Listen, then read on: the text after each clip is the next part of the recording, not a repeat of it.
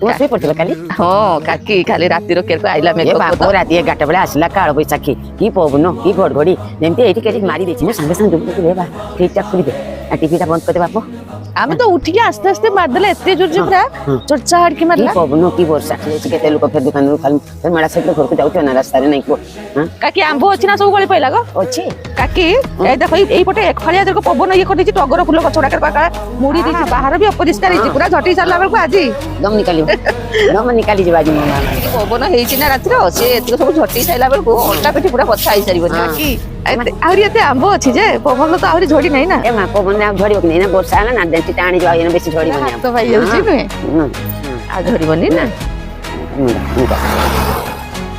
ये खटा खटा लगा पड़े भल लागे खाई